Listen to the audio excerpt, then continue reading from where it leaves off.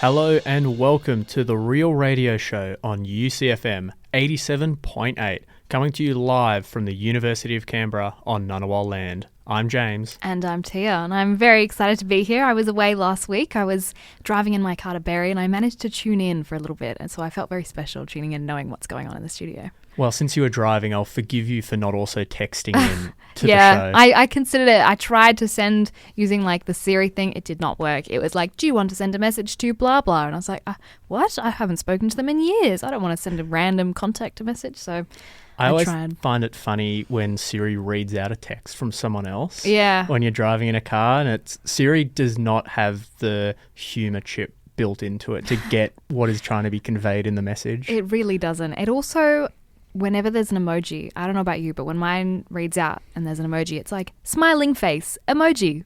It's so forced. Yeah, it really takes me out of it. And I think it's dangerous when I'm driving because I'm there laughing at the way it's being said, and it is fun. But my stepmom got caught out and accidentally called me trying to use Siri the other day. She was trying to find the cricket score, and in my phone I'm Cricket because that was my nickname when I was a little kid. So she called me. I didn't pick up. I called her back. She said, oh, no, I don't want to talk to you. I was just wanting the cricket update. Yeah. So that felt really nice to be called but not wanted. I can imagine it would be. Well, we have lots going on the show today, apart from, talking about what we've been up to this week. Obviously, it's O Week here at UC. Very exciting. You were telling me that you've never been to O Week activities. Never. Not once in all my years here at university. Have I missed out? Because this is going into my last semester. I think you have missed out. I think it's been quite fun. I did Squid Games yesterday. I've never watched Squid Games, but I partook in it. It was quite fun. So just so you know, the Squid Games that they did here, again, I wasn't here, but I don't think it's like the Squid Games in the show. I wasn't shot when I got eliminated, so so you know that much. Yeah, I know that much. That's the general gist of it. So yeah, we've been around Market Day today, speaking to people and getting their thoughts on a very important question. We've also got Georgie Smith joining us on the phone, a local content producer and former UC alumni. Will be on for a chat. Absolutely. And then tensions will be high as the hope from the top rope, Luke Watts, and the Hooligan, Vinnie Bronson, joins us in the studio to talk about Slam Pro Wrestling. And on that note, we'll also be telling you how you can win a double pass to their huge wrestling event this weekend at the UC Refectory. Very exciting. Oh, very exciting. And Tia and AJ will have some adventures that they've been on, perhaps where that car drive to Berry. Potentially. Absolutely. Well, it's just after 4 p.m. and currently 14 degrees here in Belconnen. Make sure, send us a message through the show, unlike me last week where I didn't, but our new text line, 0415 774405. Send messages through. You can stay up to date with everything happening at UCFM by following at UCFM_87.8. And if you're not already, tune in on iHeartRadio to listen to UCFM wherever you are. This is The Real Radio Show.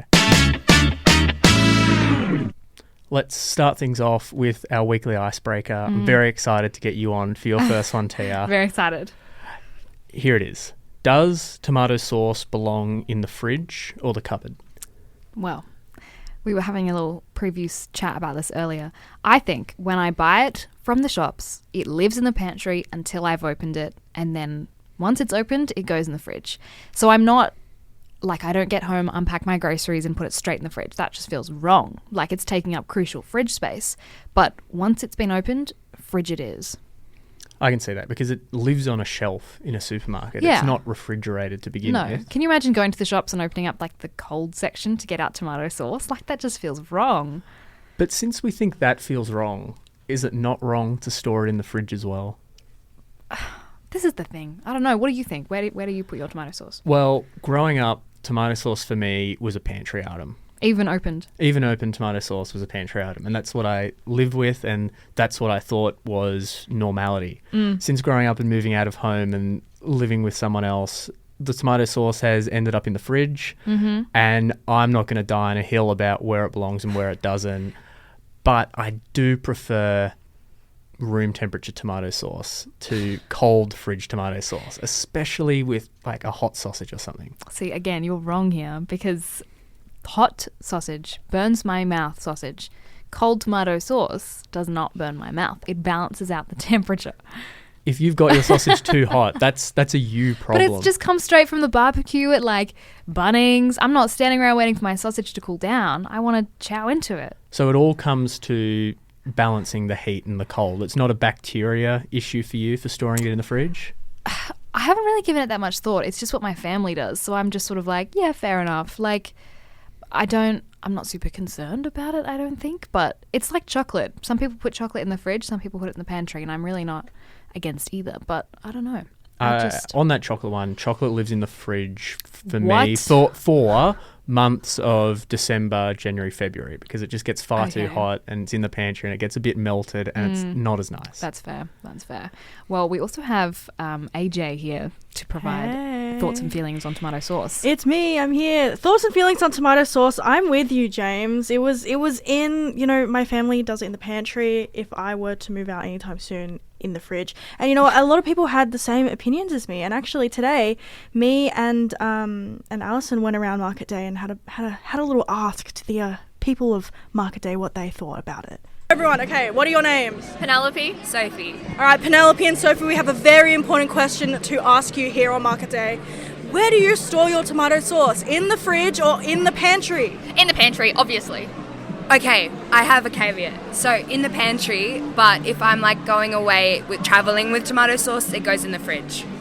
That is the weirdest thing I've ever I don't know heard. why. I'm really conflicted about my tomato sauce There have placement. been studies that the Yeah, but tomato the in the argument pantry got is the best. But it's like keep refrigerated once opening. I don't really know. That's so not true. Where do you store yours? Well, I say that my family does it in the pantry. Yeah, the right way to do it. Yeah, but I would rather in the fridge, right? So Alison says the fridge. 100% fridge. Since I can't do the fridge because then it's cold. does this conversation change your opinion? So you would go fridge now?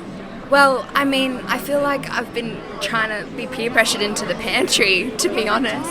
Don't be Stay peer out of the pressured. pantry. Yeah, I Stay agree. in the Peer fridge. pressuring is bad. Okay. I'm here at Queer Space and Women's Room, and I'm joined by Elena. Elena, serious question. Where do you keep your tomato sauce, fridge or pantry? Look, I grew up with it in the fridge, but I have to say pantry. You can't have hot food with cold sauce. You don't think there's a good contrast there? Or maybe with some people, but for me, no, you can't. I can't have cold thing with my. It just feels like a liquid. It feels like a cold liquid with my hot food. Yeah. But it is a liquid, though. It is a liquid, but I'm thinking like a drink. It feels like dipping a drink for me personally. Okay. That's my perspective. However, I'm on the fence. But for me, my daily practice in the pantry. And when did you make the transition from fridge to pantry? When I went out of my parents' place. All right, what is your name? Bantu. All right, Bantu, I have a question for you. Tomato sauce, you open it, you use it. Where do you put it after? In the fridge or in the pantry? That's going in the pantry. In the pantry, why not the fridge? Wait, I might have to take that back. I'm trying to think. Wait. Okay, we have mixed opinions because either way I'm getting yelled at by mum, so I think I'll say fridge. In the fridge! Starts off in the pantry though, before you open it, and then it goes to the fridge. And I think that's the general opinion. Everyone's saying that before, you open it, it goes in the pantry. Afterwards, it goes in the fridge. But some people leave it in the pantry. Crazy. What do you reckon? Do you think bacteria? What do you feel about that? I think their mums should be yelling at them more. Yeah. What's your name? Sana. Okay, Sana, where would you put your tomato sauce? In the pantry first and then in the fridge. All right, what's your reasoning behind this? That's just what Mum told me. And we're all listening to our mums today. Okay, we're here with Ben today, and we have a very important question that we're trying to get to the bottom of. Where do you keep your tomato sauce, fridge or pantry? Pantry, of course. After opened? Yes. Well, okay, I feel like that's just what my family does, but when I move out, I probably am going to keep it in the fridge, so I'm just a hypocrite. So fridge at heart, pantry in practice. Hey guys, introduce yourselves. I'm Caitlin. Stephanie, Sonia. All right, guys, I have a very big question for you. Where do you store your tomato sauce? In the fridge or in the pantry? Pantry. Pantry. In the bin. In the bin? Yeah. Why in the bin? Hate tomato sauce. What's the problem with tomato sauce? It's foul. Bad? Like, why is it foul? Just is. Just is. So in the bin and in the pantry, guys. Why the pantry? So not the fridge. When after opening? No, just keep it in the pantry. That's where it's always been in my house. And so, what's the deal with the fridge sauce? Is it too cold? Like, what do you like about the pantry versus the fridge? Never had it in the fridge, so I don't know. Really? Yeah. Oh my gosh. What about you? Yeah, it's the same with me. I guess my parents just always put it in the pantry, so it's just what we do now. Would you be open to trying a fridge sauce in the future? Maybe. Sure. Okay. No. I'm joined by Zhenya from the Working Women's Centre ACT. Awesome, Shania. Important question. Where do you keep your tomato sauce, fridge or pantry? I have one in the fridge and one in the pantry. Yeah. I think you're the first person today who's admitted that. And why? Well, I think I don't know where to keep it, so I just like to cover all bases, really. Yeah. Okay. Also, one might be past its expiry, which is why it's in the fridge. So does it start in the pantry and then progress to the fridge, or you just keep it in the two places all time? I don't actually use tomato sauce that much, so I don't think it progresses. It just stays in there for years, in the fridge and in the pantry. Yeah. Well, you might be the most unique answer we've had today, so thank you. Thank you. What is your name? Kate. So, Kate, I have a very important question for you. Do you put your tomato sauce in the fridge or in the pantry? In the pantry. In the pantry? Opened in the pantry? No, I closed the lid. No, but like when you open the seal, do you put it, after you open it, you use it? Yeah, pantry. Wow, so are you against a sauce in the fridge, or is it just like how you've always had it? No, my roommates do it in the fridge. I'm just a pantry gal. I don't know. It's too cold to put it in the fridge now. There we go, there's the answer. Do you have your own tomato sauce then separate to your roommates? I do. We have different ones. We have like the fancy type, and then we have the Aldi ones. So we have a Master Foods and we have an Aldi. All right, what's your name? Claire. Claire, we have a very, very serious question that we're asking everyone here at Market Day. Where do you keep your tomato sauce, fridge or pantry? Pantry. Even after opening? Correct. And why? Because it belongs there. It's got preservatives in it. Yeah. And do you have any friends that you've discussed this topic with? Do you know where they stand? Most are pantries. I only make friends with pantryers. Really? Yeah. Well, I guess I have not made a new friend today.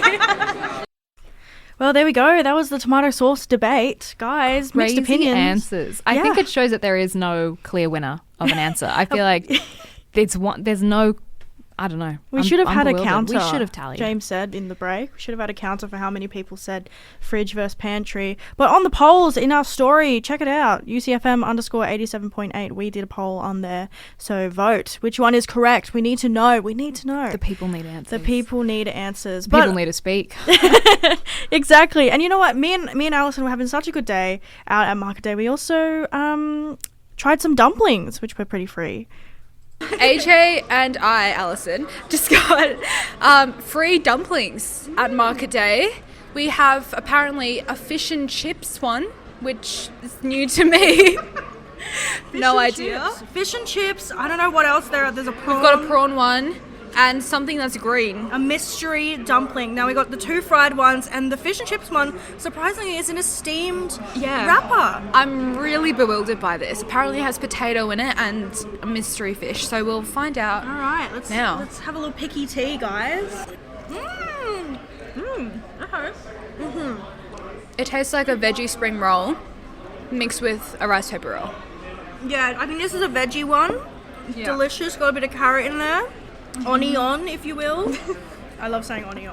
How's your sauce? You got a bit of both. I got sweet chili soy sauce. AJ's gone white vinegar while her mouth is full. Tastes pretty damn good. All right. Should we try this little one? What's this one? The other crispy? Oh, mine's got a... prawn? Prawn and something else, maybe? All right. Cheers. Cheers. Oh, we did cheers, and that's so cute. All right, cheers. Let's get ASMR. Top tier. That one's yummy. Bit of prawn in there. Bit of, maybe that's like a little bit of I really can't tell what's in any of these, but I'm a fan of all. So. I'm giving it. Well, how would you rate the first one? Let's go a bit of a rating. I reckon 7. 7 out of, so we're going out of 10. All right. 7 out of 10 for the first one. I'm gonna say maybe like wasn't I'm whelmed. I'm not overwhelmed, underwhelmed. Whelmed is good. I'm whelmed, so Whelmed is good. 6 out of 10, not great, not amazing, not bad. Well, the first one was more crispy than this one, but I think this one I like the filling better. I like the filling better on this one as well. Love a bit of prawn. Let's eat the rest of it. Now, I should have gotten a fork for this last one. This is the fish and chips. No, we're handsy. Whatever. Okay, this one, no crisp at all. Bit of a steamed moment. I want to bite it, but I don't want it to fall apart, so I might even go full, but I don't know. Let's give it a shot. Whoa! That is wild. Oh my god! The inside is like almost like a mashed potato mush mixture, but I do taste the fish and the chip, I guess. Yeah. I'm conflicted because I thought it would be like, I don't know what I thought, but there was literally a full potato in yours, and that's crazy. Let me try again. Jesus. This is very conflicting in my brain, especially with my Asian sauce mixture. But it's not the worst thing ever, I don't think. I like it. I think I'd prefer it with a crispy shell. And that's a first for me because I love a soft shell. No, I'm crispy all the way. Crispy all the way. Now, fish and chips, Alison. Fish and chips go with tomato sauce. Would you put tomato sauce on this dumpling? That's actually such a good question, AJ. Yeah. Really? I actually would. More so if it was crispy. The steamed bit is throwing me off with the sauce.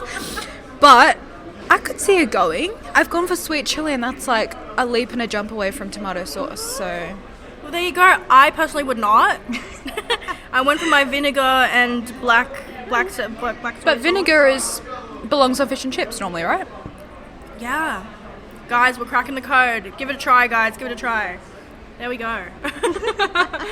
Delicious, guys. It was delish. Yum, yum, yum, yum, yum. Sounds and wild. that poll, guys, we only just put it up. What's the polls at? 80%, I believe, in favour of pantry. So, Well, oh my gosh, Tia. On the text line, we're getting votes as well from Alison. Tomato sauce belongs in the fridge. Brackets, this is the only correct answer.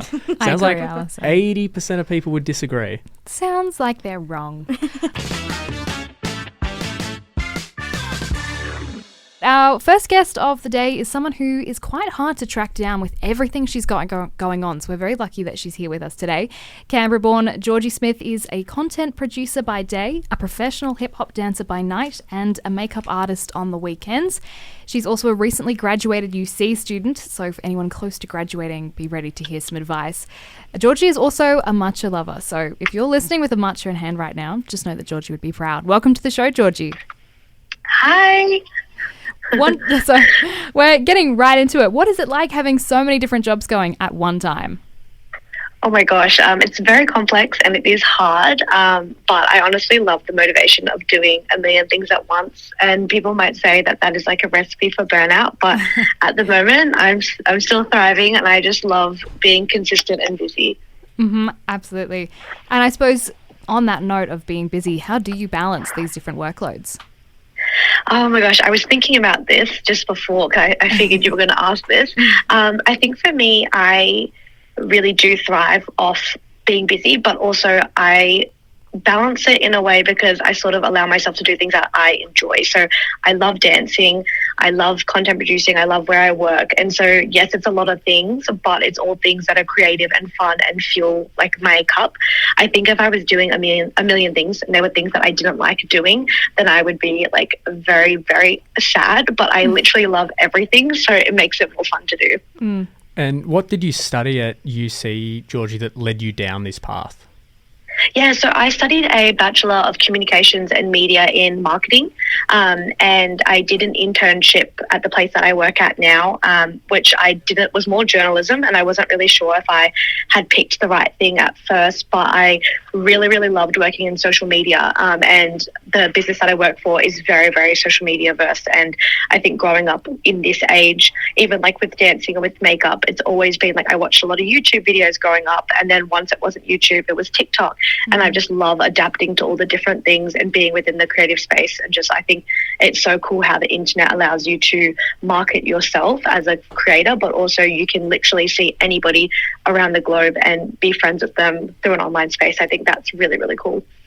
You're speaking about being in the online space, very big on TikTok. You've had a couple of your videos go viral. What is it like seeing the views go up and up and up on them? Oh gosh, yeah. Well, it's pretty funny because most of my stuff that goes viral is usually the stuff that I put zero effort into. So it's a little bit disheartening. A lot of it involves my mum as well because I think people find my mum really funny, which is great. So she gets to be a part of it. Yeah, I think it's really cool. It's nice to like kind of see that people like some of the things I'm posting, but I try not to weigh too much of myself on the views and the likes. But yeah, it's pretty cool to see your stuff go a bit viral. Absolutely. And I suppose some of your TikToks as well are sort of about Canberra and different things to do there. And obviously you are Canberra born. And I suppose are you sort of aiming for these TikToks about Canberra to show people that, you know, this isn't a boring place to live? Oh my gosh, yes. I I've lived in other places and I have travelled a lot as well, and I still think Canberra is such a safe, beautiful community to be in, and it burns my soul when people say it's so boring because I really enjoy it, and I think I'm just really grateful to have grown up in such a beautiful city. I think we have amazing creatives in all industries here. I think our food is some of the best food I've ever had, and we just have such a diverse community here that I love being able to show people yes, this matcha spot is cute. And yes, you can shop at cool vintage stores and it's not just roundabouts, you know? Mm-hmm. Absolutely. So do you think the hatred on Canberra is completely forced? Yes and no. I think it's I think people tend to dislike Canberra because maybe they haven't experienced it or all they did was go to Questacon when they were little. But just like any place, if you know what to do and you know where to go, it's a lot more fun. It's also the people you're with. If the people that you're with are boring, then it's going to be boring. So if you had the chance to take someone who is a confessed Canberra hater anywhere in the city to change their mind, where would you take them? Oh gosh. Oh no, this is hard. Well, I think I would give them a full day of things. So I'd probably start with a really lovely breakfast at Super Sweet in Braddon, and then I would take them to Pop Canberra and the boutiques across Lonsdale, Canberra Gums, Goodbyes, all those spots. Take them around a nice walk up and down the street.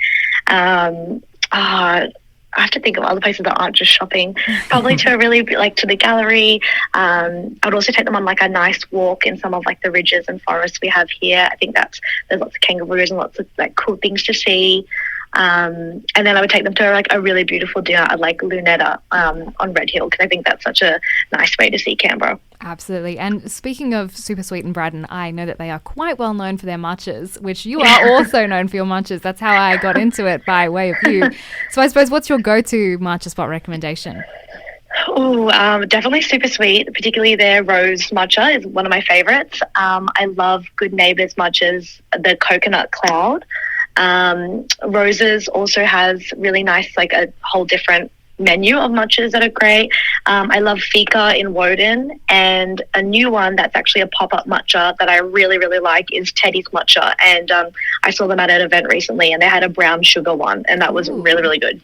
So many different options. I'm now really craving one. This is rough.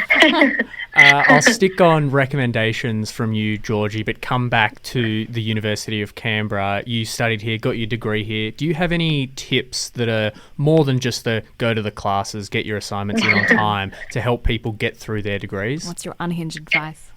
Oh, okay.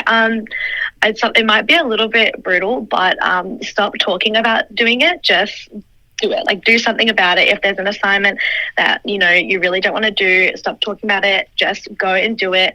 I think a lot of time at uni was spent procrastinating, and I think you got to be consistent with what you're doing, and you've got to just keep pushing through. Also ask for help. I think that's the biggest thing that in your first couple of years that you get a bit embarrassed about is asking for help. But I remember on a few assignments, particularly in graphic design units where I really struggled, I asked around to some people that I knew and they actually took the time to sit with me at a cafe and show me how to do it. And I guarantee you, anybody who's older than you and that has gone through uni is not going to say no to helping you. They've all been there. They work in the industry. And that's also that shows a lot of respect if you can ask someone for help, and they'll be I would never say no to anyone that asked me for help with a uni assignment unless I was really not capable of helping. But yeah, I think ask for help. If you need it, go ask for it. Absolutely. Well, that's some great advice there to finish on. I think particularly some of us are going into our final semester, so that's, we're always really looking for new advice there. I'll keep you in mind, Georgie, when I need some help. Yeah, expect multiple calls now. Wonderful. Well, thank you so much for joining us on the show and sharing your Canberra recommendations, I think. We've got some great places there if any Canberra haters are listening. Try it out, clearly. Well, thank you so much for joining us. Enjoy the rest of your afternoon, Georgie. You too. Thank you. Bye. Thanks so much.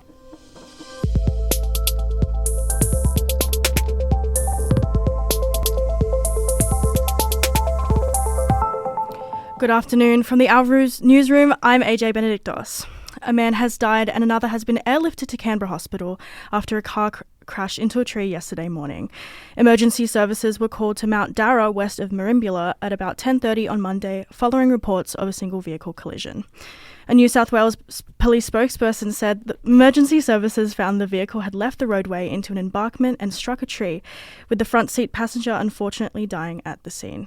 The driver, who survived the collision, was treated at Bega Hospital and has since been airlifted to Canberra Hospital in a stable condition. Former ANU Chancellor Gareth Evans has criticised proposed cuts to the university in a letter addressed to ANU's current Chancellor, Vice-Chancellor and Federal Education Minister. These criticisms come after the ANU recently announced plans to save $250 million through changes to the university's College of Arts and Social Sciences, as well as plans to cut around 100 jobs. Professor Evans expressed concerns about the abolition of the Humanities Research Centre and the Centre for European Studies in an open letter to the university, saying proposals are gobsmacking.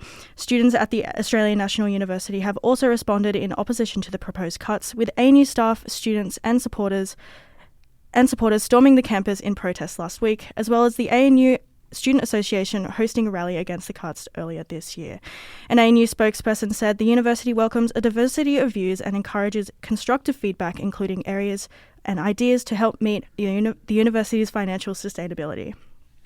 A Texan sausage dog by the name of Jerry has broken a world record recently. The 4-year-old Dachshund has broken the world record for the most plastic bottle caps removed by a dog in 1 minute, managing to remove 11 in his allotted time. Jerry's owner, Sathya Priya Iswaran, said there were no practice sessions at all, and this is an inbuilt quality that Jerry enjoys every time we give him bottles. Jerry isn't the only plastic bottle-loving dog, though. In 2023, Labrador Tubby broke the world record for the most bottles recycled by a dog. The search for a missing fisherman continues on the New South Wales coast today, with multiple emergency services involved. The 56-year-old fisherman left the Bateman's Bay Marina in the early mornings of Saturday, the 19th of July, and was last heard from around 10 a.m. that day. Police were alerted later that evening after the man failed to return home. A large-scale search operation has since begun, being led by Marine Area Command and with help from South Coast Police, Marine Rescue New South Wales and the Australian Maritime Safety Authority. Around 30 volunteers were involved in the initial search on Sunday, with 6 Marine Rescue New South Wales vessels searching Ulladulla and Merimbula waters for any sign of the man and his boat. A quick weather check. It's currently 13 degrees here in Bruce. Possible thunderstorms tonight, getting down to a low of 6 degrees overnight. And that's the latest from the Owl Newsroom. Thank you, AJ. I loved that sausage dog story. Jerry the sausage dog. He's a very sweet dog. Texan sausage dog, guys. Don't get it twisted. He's very sweet. I did see a video of him getting those bottle caps and taking them off. I wonder how he, found this talent. That's what I was thinking. Maybe the owner just had like plastic bottles around. And I mean, my dogs love to just play with anything that's in their vicinity. So maybe he just picked up the bottle and just... Does he use his teeth? What's the deal? He uses his little snout because, sausage dogs don't really have his arms. They don't really have long legs to hold on to the bottle. So he's truly just like holding on to it with his body and then twisting his head around and trying to get it. But according to his owner, his passion for removing bottle caps started as a game but quickly turned into a passion and his favourite pastime. Aww. How cute. Very cute. I'm thinking about the potential here. You said that there was no practice involved of this. No practice. I wonder where next year we can get the world record to if Jerry just goes a little bit harder. This weekend, UC will be hosting an epic, action-packed night as Slam Pro Wrestling returns to the refectory.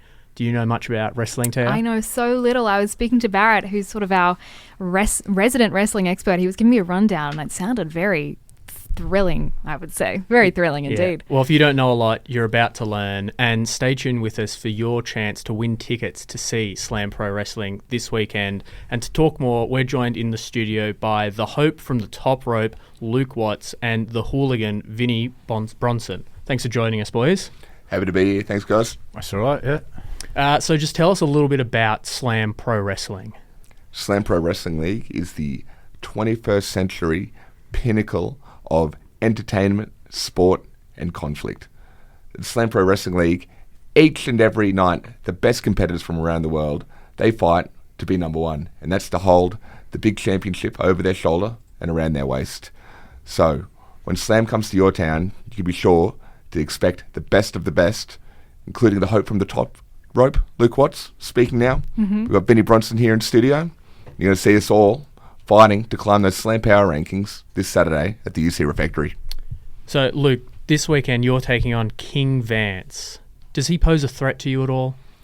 King Vance, if you'd asked me 2 years ago, 1 year ago, it would have been no, maybe.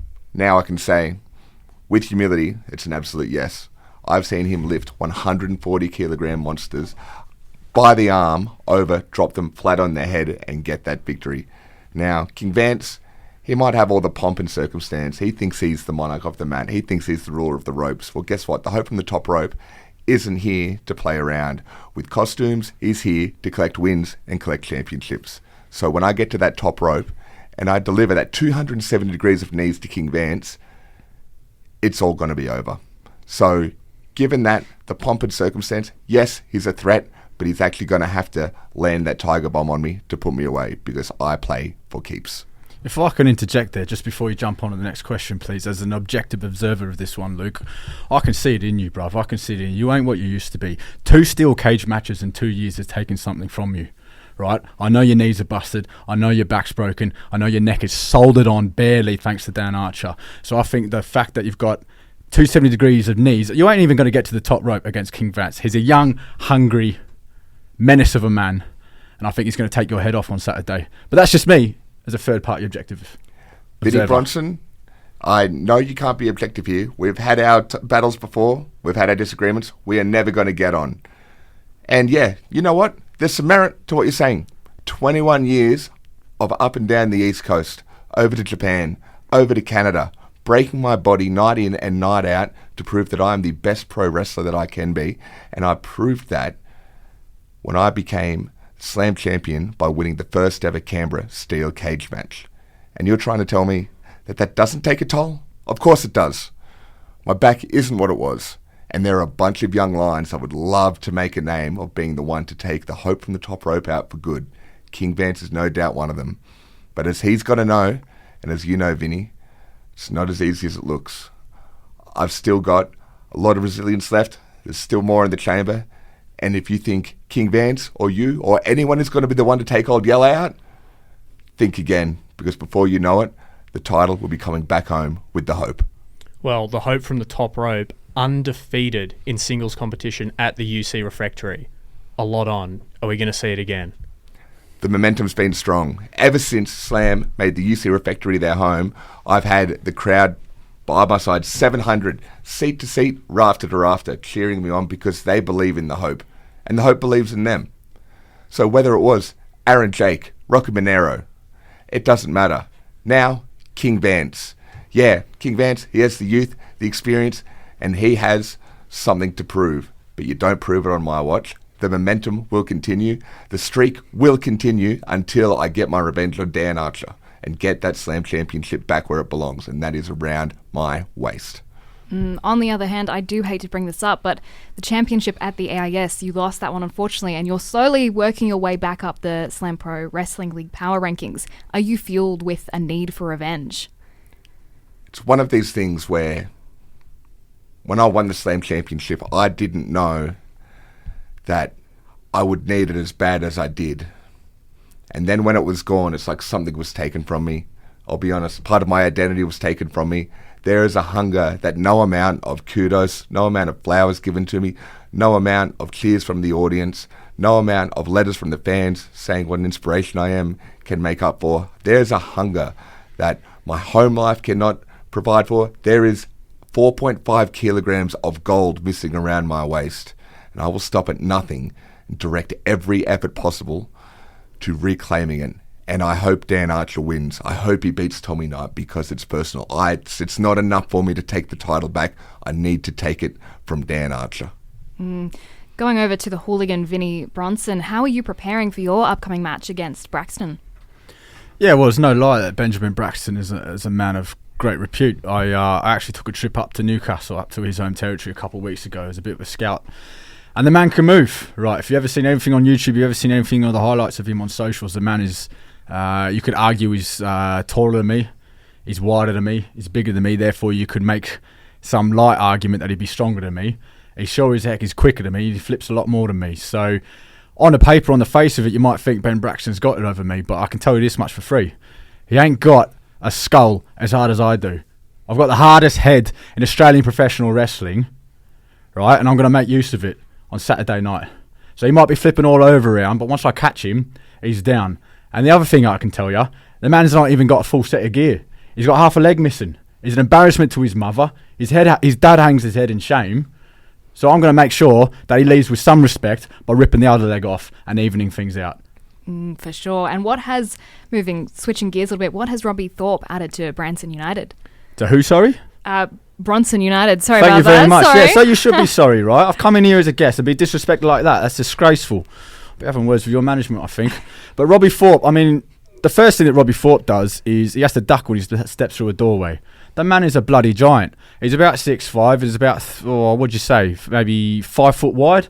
The man's enormous. So he's elevated us. He's given us an extra element of threat to Bronson United. And he's an imposing figure and something that we'll absolutely be utilising when we turn our attention. Once I'm done through with Benjamin Braxton, we'll be turning our attention to them dropouts or ATO, but my money's on the dropouts.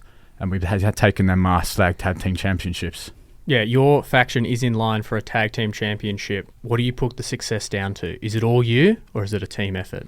No, look, I love to give myself my flowers right now, wouldn't I, there? But no, it's absolutely a team effort. Josh provides a great sense of nous, right? He gives good direction. He's a good manager. When I'm starting to get lost in the clouds, he'll bring me back down. He'll ground me out there. Robbie Thorpe, he is in the clouds, right? I told you, the man is so bloody tall. He lives in the clouds. But when he comes into the ring, he's an imposing force. He brings an absolute menace. So we can definitely put it down to just tenacity, viciousness, nous, and just a love of violence. And that's what gets us to the top there.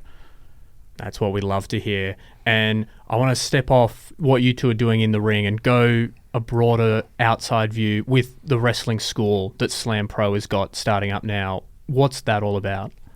Yeah, so the Slam Pro Wrestling League Academy, it has trained a veritable combine of some of the best wrestlers Australia and the world has ever seen. We have training available over 15 hours a week. So when you come to see the world-class coaches at the Slam Pro Wrestling League, you'll learn the ropes, you'll learn how to fight, you'll learn how to grapple, you'll learn how to think like a winner, perform like a winner, and move like a winner. So if anybody who thinks they've got the cojones to step into the ring just like their favourite Slam Pro Wrestling League wrestlers, then you should DM the Slam Pro Wrestling League, find out the details. It's very accessible, very easy to get to, very hard to get out of without sweat, blood and tears, but it's all worth it. And if you got what it takes, you should check it out. Do I get to pick who my mentor would be going into this? Can I pick the Hope from the top rope, or do I get to go with the Hooligan?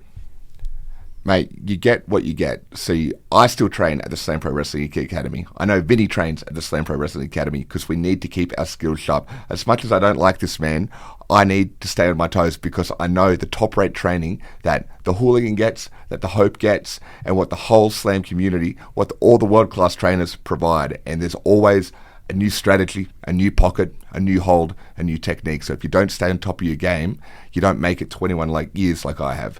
So you need to stay on top because all these snippers are biting at your ankles and they're going to learn something. So everybody should get there as much as possible. Well, I think that's a beautiful endorsement for what's going on there. And if you have enjoyed what you've heard and you are keen to see these men and everyone else in action, we have 2 double passes to give away to this weekend's showdown. To enter, all you have to do is go to the UCFM Instagram. That's UCFM_87.8. Find the pinned post about the ticket giveaway, and you need to follow UCFM, like the post, and comment who you think will take out the Slam Championship, Dan Archer or Tommy Knight. Do you two have a pick there? It's Tommy Knight. All my money's on Tommy Knight. That man is frightening. I mentioned before, Dan Archer's had some big opponents. And as much as I wanted to be Dan Archer, because I want to take that belt from him, I'm worried that Tommy Knight's going to take my chance for revenge. That guy is an unstoppable force. 140 kilos of pure muscle mayhem. So, may the best man win. Hope it's Stan. Money maybe Knight. Well, thank you for that, boys. The Hope from the Top Rope, Luke Watts, and the Hooligan, Vinnie Bronson, joining us in the UCFM studios to talk about Slam Pro Wrestling. We'll have an update on those double passes we're giving away later in the show. I think that Vinnie, the Hooligan, Vinnie Bronson might actually hate me. So if Vinnie's listening, I'm so sorry, Vinnie. From Bronson United. Yeah, Bronson United. I keep mispronouncing it. This is a me problem, clearly. You better not see the show on I better Saturday not night. go anywhere near the ring. I fear I might get squished. But anyways, we've got AJ back in, and it's AJ's birthday today. It's my birthday. I wish we could sing her happy birthday, but I fear we should not torture the people listening for that. But AJ, you're turning 24 today. That's What have you been doing to celebrate? Well, actually, I went away this past weekend. Had a little bit of a magical surprise trip into the wilderness. Guys, I stayed in like a tiny little baby home. It was very fun. That sounds cool. It was a lot of fun. Can't say I'll ever do it again, low key. Really? Well, it's just because like zero insulation, bad water pressure. Ooh. I was scared in the evening because you're in a tiny little box with pitch darkness around you. So let's think about that. I know people like camping, but it is not for me. But it was a really fun time nonetheless. I made a lot of fires. I cooked a lot of barbecue. And we were staying on someone's farm, and they brought over camels, which was definitely a surprise and a half, wasn't it? It was a lot. But it was good. I had a lot of fun, and it was a surprise trip. So I actually had no idea. My partner was the one who organised all of it, and thank you very much to my partner for doing that for me. It was very nice, and yeah, it was nice. But we didn't just go out into the wilderness and like stay in like a tiny home. We actually did a whole bunch of other stuff along the way. So we were in this place called Brungle. I don't know if you ever heard of Brungle before. I have not heard of Brungle. Have you heard of Brungle, James? No, I have now. No, you have now. It's a little bit south-ish of Gundagai. So we checked out Gundagai. That was really nice. Did you see the dog on the tuck box? I did. We did, and I did take some pickies. So Were you the dog on the tuck box this time? Did you stand on it? I was, I stood on the tucker box. I was the dog, and it worked out. I've got so many photos of my dogs over the years on the tuck box. Every time we stop there, it's like adorable. little grown So up. cute. Yeah, we did go there. Saw the big koala as well. Less fun, that one. Agreed. But that was along the way. But during the trip, I actually went to Adelong Falls, which was quite a beautiful little thing. I did actually do some recording of it, which I could probably play in a second. But yeah, it was a lot of fun. So why don't we listen to that? Hi UC Radio, we are here at Adelong Falls in New South Wales, so just near South Gundagai, and we just walked around the ruins. We had a look at the old mill. We just went past the most beautiful waterfall. It was so pretty. Yeah, you can hear the waterfall in the background. It is so beautiful. I'm so grateful to be taken here for my birthday trip. And by the time you guys listen to this, it will be my birthday. So everyone wish a happy birthday. Thank you. Everyone wish a happy birthday to me. Thanks. Anyway, now we have to do the long trek back up to the car. Okay, let me tell you guys, it is all uphill. I am unfit. So let's see how this goes. I'll check in with you guys once I get back to the car or whilst I'm along the trail. Oh my god. Okay. Going up. Let's go. I'm tired, and we have done 15 steps? So the falls go down like a slight slope. You can't really walk down to where the falls are going, but you can just see from here. Beautiful. The waterfall rushes down. Gorgeous. Look at that. And looks like there's a small little lake or creek down at the bottom. Oh, it's just gorgeous. This is where fairies live. I feel so magical. This is where fairies live. It's so magical to be here. It is, honestly. And you know what? This trail, even though it's all the way uphill, it is not an uphill battle. It's not even bad, yeah. It's that honestly, they say it's like an hour. It's honestly not even that. So gorgeous. Like, it's a bit steep, but it's very, like, beginner level stuff. Like, we didn't bring any hiking gear, and we're doing pretty well. The families are out here. And you know what? Yeah. This is historically a gold mining town. So I've seen some people out here on the rocks with their, little gold mining tools. I don't even know what they're called. What are they called? A gold panner. Yeah, the gold panner, panning for gold. People are taking their kids out here panning for gold. Hopefully they get rich, but we didn't bring any of that, so... No gold for us. Yeah, the prize of this is the view and the scenery and how gorgeous nature is. So back to you guys in the studio. That sounds like a lovely little trip, AJ. Did you see fairies? I was just about to say that. The only fairies that I saw were the little light globes coming off from the water. It was very nice. It was like little fairies are coming around us. It was so nice. I would definitely go again. Go to Adelong Falls, bring a gold panner, because people were actually panning for gold there, like in the river. Damn. And I was looking and I was like, where do you buy a gold pan? Girl, I couldn't tell you. Maybe in Adelong. Adelong. I don't know if Adelong is a place. I actually don't know. It's like where is it? Is Adelong a place? I guess we're getting some head nods across the table. Adelong is a place. Yes, I don't know. Well, that's probably why it's called Adelong Falls, isn't it? Maybe. Yeah, we diverge. Yeah. You talked about seeing some big things, the dog on the tucker box, the big koala. Wasn't the only big things you saw? That's true. I actually, on the drive home, we were going through all of this terrain and random towns and everything, and we actually saw the big trout. Guys, what the hell? Where are we? We're in Adaminaby. Guys, if you know where this is, I'm sorry, because this is crazy. It's kind of a snowy mountain type of town. We're walking past the Snow Goose Hotel Motel, and right in front of it is this massive fish. Now, I don't really know what this is. I believe this is the big trout. This is a complete surprise to me. So on the side of the road, and it is truly a sight to see. It's surrounded by a massive gate, so we can't even go up to it and touch it.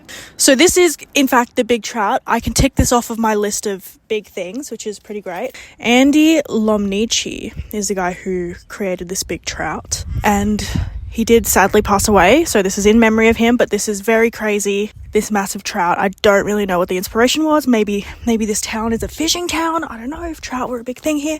I don't know. But it's cold.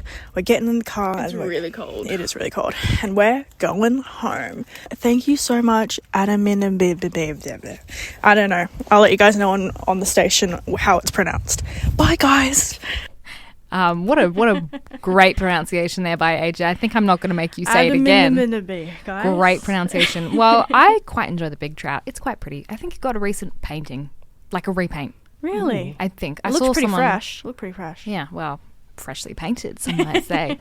Well, here's, speaking of AJ, you're obviously in the studio with us with an update from the Owl newsroom.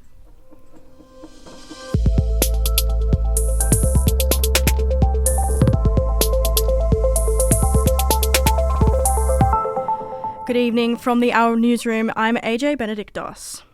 A Canberra woman has been banned from owning a pet after being sentenced for neglecting her dog. The 39-year-old was charged with aggravated cruelty to an animal causing death after rangers found the dog in her backyard barely alive. The dog was later euthanized by a vet. Magistrate Amy Begley said the dog had died of neglect despite the woman charged claiming the dog was getting water and food on a daily basis. The woman was sentenced to 5 months jail, but that was wholly suspended. She will also serve an 18-month good behaviour order. A fully electric fire truck is back in the ACT's emergency vehicle fleet after it suffered a battery issue. The electric Volvo breathing apparatus truck arrived in the ACT in November 2023, replacing a diesel-powered truck. The vehicle is used to respond to incidents involving structure fires and hazardous material spills. The Emergency Services Agency said in a statement the electric BA truck had been experiencing an intermittent fault that was depleting the 24-volt battery system. But it's still back. A quick weather check. It's currently 13 degrees here in Bruce with possible thunderstorms getting down to a low of 6 degrees overnight. And that's the latest from the Owl newsroom. A bit of a short one, guys. Got lost in the sauce there. But yeah, what do you reckon about that truck? Goodness me. I did see when this was all like had been revealed that it was back on the mend, that they didn't know why at the time. They said it was working at the other, because they lent it to another fire station, I believe. And they're like, it was working there, it was charging up there, it was having a ball of a time. It came back to us, and then we plugged it in, and it didn't work, and we don't know why. So clearly they figured out what's going on, but that's a story as old as time. I lend it to someone, it works fine, it comes back to me, it's suddenly broken. It's not working. Mm-hmm. Well, they did say, the ESA said that they worked with Volvo to diagnose the cause, and then Volvo was like, we don't know, but then they fixed it out of nowhere. So it's very interesting. Good thing that Volvo is there to help out, I guess. I don't know. It is interesting that it keeps happening. This is the second time, I think, that it's now been on the mend. And it was quite expensive. $700,000 more than a normal diesel pumper truck. So I was going to say, wasn't it like 1.6 million? Probably, I think it was something like that. Quite definitely. pricey. So. Yeah, 1.6 million. Yeah. Goodness me. Good that it's back and working. Yeah. Maybe we'll see it out in the streets. Get it in for an interview and go wee woo in the studio. Wee woo, wee woo. There you go. That was a great fire truck Thank impression. you so much. I practiced it before the show. Does an electric fire truck have a different wee woo sound? It goes woo wee woo wee. We got to get you on the sounds for the actual. Do you reckon we can, like, you know how on Teslas you can like make your own beeping sound? Do you reckon they have the same? Well, now you know it. Now I know now. that. Okay, someone from the ESA, plug that in. Get that. Let me be your wee woo sound. People would certainly clear the way if they heard that coming from the streets. Well, there you go. Oh, definitely. Moving on off that brilliant sound effect. noise. Yeah, the sound It's effects. like it's in the room with us. Tia, how would you describe a Canberra winter to someone that has never experienced one before? Miserable, cold, never ending. Everything's dead. And then it's over really quickly and there's flowers and all as well. I like the back half of that. That back half one was really nice. Yeah, I don't know. I think because I hate the cold. I'm an avid cold hater. I love summer. So I don't enjoy winter. But I think because I've lived here for most of my life, I am used to it. It's just sort of, it's cold. I mean, we were saying, it's 16 degrees outside. That's quite lovely. Ooh. And it's like, for people in Sydney, that's horrifyingly cold.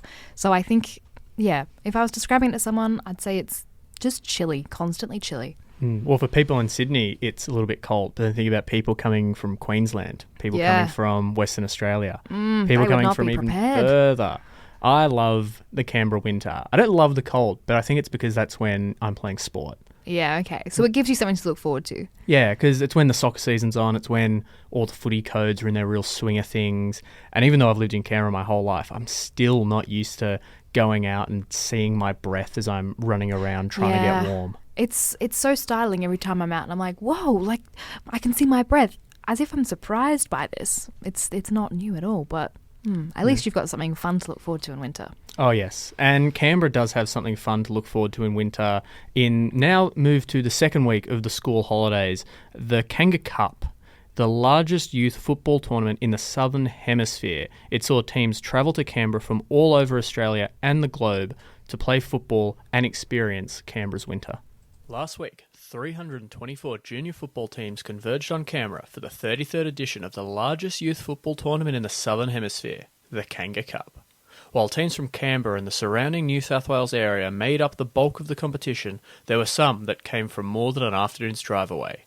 One of these teams was Takapuna FC, led by Michael Howard and Daniel Semp, who came all the way from Auckland, New Zealand. So is this the first time you guys have been to the Kanga Cup? Yes, this is our first time as a club and as individuals. We were looking for more opportunities, especially to challenge our kids and give them new experiences, and we felt that the Kanga matched that, and we were all for it as soon as we heard.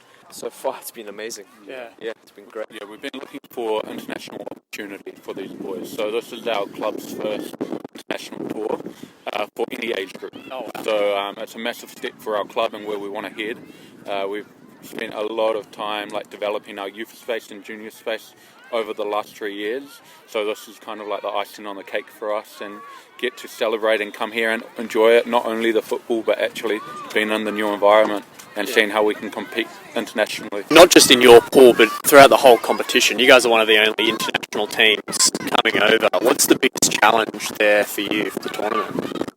I think on the back of that is obviously there's questions around funds, the international travel, but with local support and local businesses coming on board with this initiative, I think it will be able to open a lot more opportunities. And we have kids that couldn't afford it, so to make it open to everyone and through the community, I think that's how we can go forward and make sure more teams participate, because we're definitely looking at something where we bring more teams.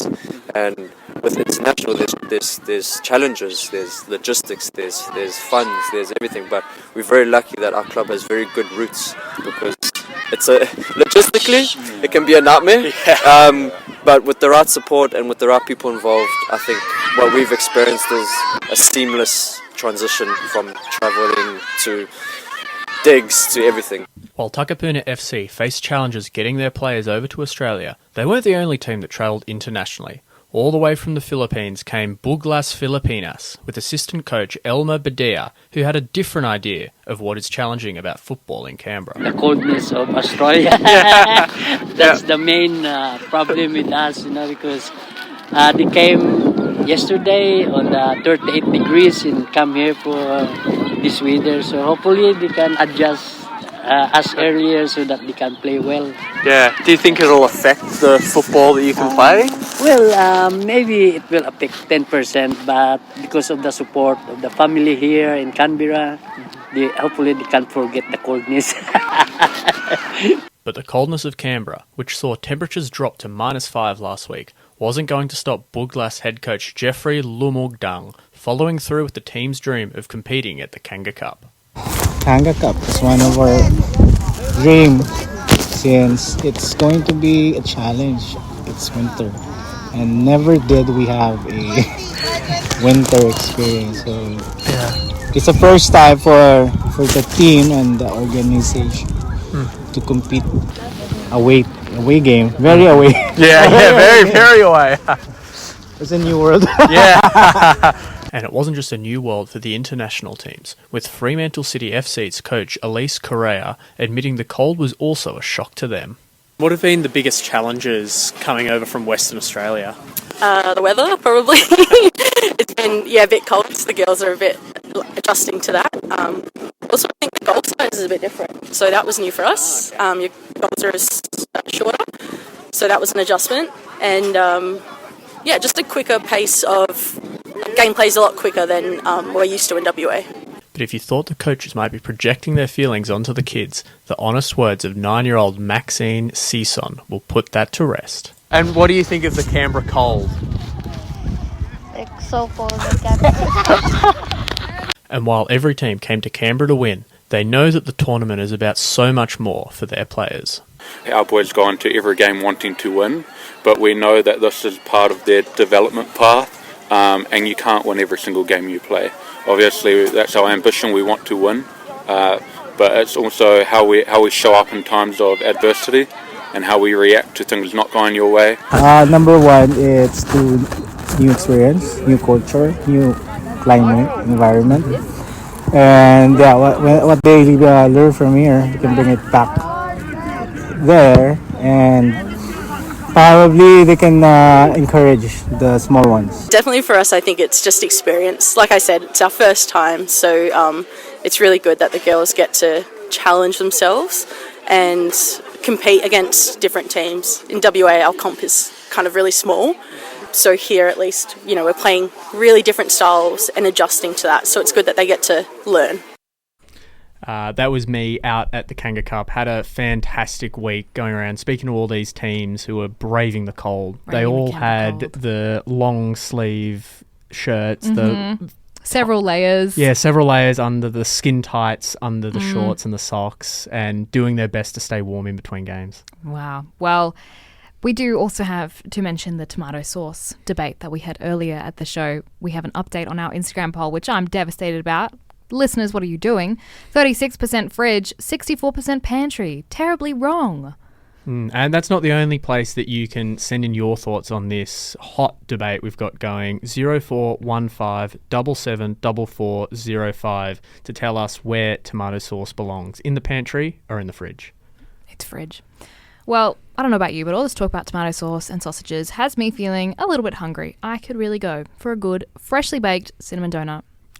I do love a freshly baked cinnamon donut. Is that your go-to donut choice, flavour, Ooh, option? that's tough. I am partial to like a custard eclair.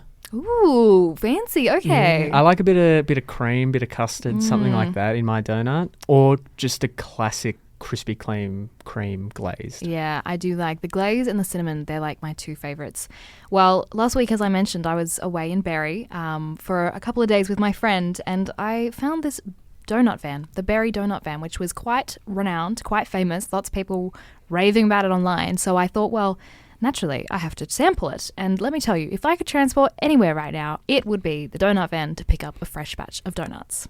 I'm at the famous Berry Donut Van. There is quite a few people here, so clearly this is the place to be. I'm here with Ella. Ella is who I've come to the donut van with today. She and I have split the milkshake. We are having a donut each. We've decided to go with 2 classic donuts and a chocolate milkshake. Just gotta make sure that's something to pair with it. The signs are very bright. They look very convincing.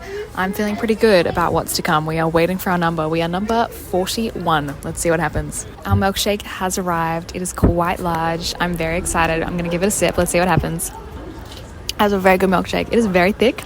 It's got strong chocolatey flavors. I'd say it's a mix between a thick shake and a milkshake. Didn't know that was a thing. What's a mix between a milkshake and a thick shake? A slightly thick shake? I don't know what you want to call it, but it's quite refreshing after a day of shopping in Berry. I'm looking forward to trying the donuts themselves. We have seen someone be handed donuts with creamy vanilla ice cream, and it does look quite divine. The little kids were very excited. They clapped for joy. They jumped for joy. Our number does appear to have been skipped, however, for our actual donuts, so we might have to fight for these 2 donuts. We've worked hard for them. The donuts have arrived, steaming fresh, might I say, covered in cinnamon sugar. Arguably the best donut flavour. I think nothing beats a classic donut. Here we go, taste test. It is very warm. Wow. It took a while for me to chew, but that is a very good donut. I get the hype. It is soft in the middle. It's freshly baked, so it is still fresh from the fryer. Delicious cinnamon sugar on the outside. Absolutely a 10 out of 10. I am going back for a second bite. Wow. And Ella, what are your thoughts and feelings on this donut? It is so soft and warm. Delicious. Did you expect it to be this soft and warm? Not at all. What would you rate it out of 10? 10. Would you come back? I would 100% come back. Would you buy 12 donuts? If I had a lot of people to feed, I don't know I could get through 12 on my own. But it's good? 10 out of 10, amazing. Washing down the donut with the chocolate milkshake, great decision. This was a well thought thing on our behalf. The chocolate really balances out the cinnamon nicely. It's a very nice combination of flavors. It's like if Easter and Christmas produced something, it would be that flavor. Ella is now also trying it. Let's see. Do you agree? Easter and Christmas in one go? 100%, yeah. You can see what I mean with the Easter egg and then the cinnamon flavors? Yep, completely. You've mashed the 2 together. Exactly. Good decision. Great decision. I'm here with Joshua. And Emily. Wonderful. And so what have you decided to get today? I've gotten an ice cream cinnamon donut with Nutella. Lovely. And I've just gotten the ice cream just with the plain cinnamon donut. Very nice. I just had the plain cinnamon. It's delicious. Have you been before? No, first time. What made you want to come?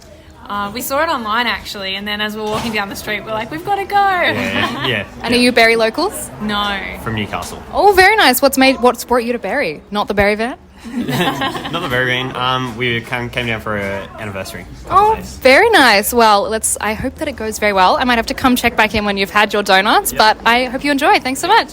We have just discovered that there is a dog here. The dog's name is Chewy. How would you describe this dog?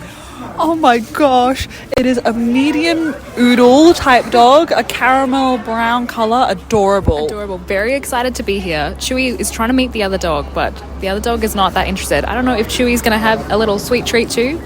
If Chewy gets a donut, lucky Chewy. I don't know what's going to happen, but Chewy is very excited to be here. This is a dog-friendly place. It's outside at a lovely van. What a dog. I'm here with Craig and Isabel, who has got a wonderful mouthful of donuts. What are your thoughts on the donuts? Is it yummy? A big head nod there. Do you think it's a 10 out of 10 or a 1,000 out of 10 or something else? 10. A 10 out of 10? Why is it a 10 out of 10? It's yummy. It's yummy. Do you like the cinnamon? Yes. Yes. Do you think it's super sweet? Yes. Is it delicious, the perfect afternoon tea snack? Yes. Do you wish you could have it every day? Yes. Breakfast, lunch and dinner? Yes. Yes. And what are your thoughts? Oh, it's a perfect place to stop with the kids. Yeah. Absolutely. Have you been here before? Yeah, my mum lives down here, so a regular visitor. Yeah. Lovely. And have you tried the ones with Nutella as well? I have, but I'm not a Nutella fan, so I prefer the cinnamon. Yeah, There you go. You don't like Nutella either? No, you like the classic original?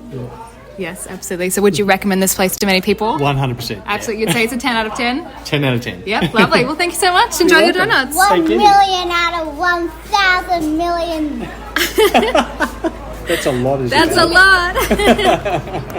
We've just learnt the history of Barrie from a very handy poster. So here's the narrative. In the early 70s, a couple hitched their van to the back of an old FJ Holden. They then set off and travelled through many parts of Australia, making donuts and meeting friends all along the way. Then in 1974, the donut troupe rolled into Barrie, parked the van in this very spot, and have called this town home ever since. So to all travellers from near and far, we say welcome. And I do feel very welcome. Do you feel welcomed? Incredibly welcomed. Incredibly welcomed. So you guys have finished the donuts. Thoughts and feelings? They were really good. Excellent. Yeah. We might be back here tomorrow. Was there one that you preferred, the Nutella or the plain? Did you try each other's? We did. I preferred plain, but I'm not a big fan of chocolate. I like chocolate, so yeah, Nutella was better for me. And the ice cream balanced it out nicely? Yes. Yep, not too Love the overpowering. ice cream. Yeah, 10 out of 10. Yep. Loved them. So you definitely come back? Absolutely. Yeah, Well, definitely. you might become regulars at the Barrie Donut Van. Yeah, we might be, definitely. In the 30 minutes we've been here, we have seen many families, many couples, many dads, many mums, many grandparents come and go with donuts in hand. It is clearly a very well-known and well-loved spot. There's also people getting coffees, which seem to be quite nice. It is getting slightly colder as we sit here in the shade, but a lot of kids coming in. Obviously, school holidays. This is the place that people are brought to for their yummy donuts. Lots of different families have come and gone. Some people are choosing to sit and stay outside, whereas other people are picking up donuts and heading off, like Chewy's owners are right now. So goodbye, Chewy the dog. It was nice being in your presence for a while. But yeah, lots of people coming and going. I think this is people's little sweet treat pick-me-up for their afternoon on their way home, I think. Way home? Who knows what's going on? But it is clearly a very popular place to come and go. We are heading off for the day. We are up to order, I think, 65, and we were 41 when we got here, so they have been very busy. Some people have been getting 12 donuts to go. Options are single donut, half dozen donuts, or a dozen donuts, and they are very all popular options. So it's been a great time. I would definitely come back. Would you come back? 100% I'd come back. Wonderful. What a great time. Thank you to the Barrie Donut Van. I'm so hungry. That made me crave donuts. Right. It was fantastic. I haven't had a nice home-cooked, homemade donut, I suppose you could call it, for quite a while, and I was very pleased with that one. Is it, I've seen it's just under 3 hours away to Barrie. Is it worth going just for the donuts? Oh, this is a really tough question because my map took me the strangest way. I was going around so many mountains, and I truly was very concerned that I had put in the wrong Barrie because none of the signs were coming up with Barrie. They were saying like Wollongong or Mossvale, and I am not very good at geography, and I didn't know that Barrie was sort of in the vicinity of those, and I was so panicked that I was going to be driving to Wollongong and I'd end up there at like 5:30 at night when I meant to meet my friend, you know, in this other Barrie. So I don't know. It depends on. I would make it a day trip for Barrie itself, but obviously I made it to the right Barrie, which I was very pleased about. But it was there was a very long-winded answer to your question, and I don't think I even answered it. It sounds like if I'm going to Barrie, I have to have the donuts. Yes, but worth I wouldn't. the detour. Worth the detour, yeah. But I wouldn't go just for the donuts. Like, there is more to do in Barrie than just the donuts, I think. I don't know if there's a donut in the whole world that's worth a 3-hour drive. Yeah. This could be close, though. This could be close. Text us if you know of a donut that is worth a 3-hour drive on our text line 04. I have lost the phone number 0415 774405. Text in. What are your thoughts and feelings? Would you drive 3 hours for a world-class donut? But speaking of boosting, we've got a final update for the show on our Instagram poll on the source. Fridge is up to 42%. Pantry down a little bit, but still leading 58%.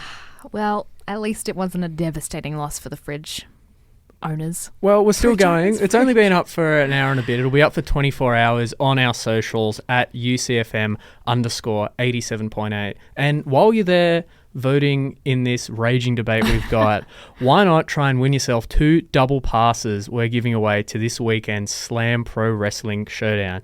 To enter, all you have to do is go to our Instagram, again, UCFM_87.8, find the pin post about the ticket giveaway, follow UCFM, like the post, and comment who you think will take out the Slam Championship, Dan Archer or Tommy Knight.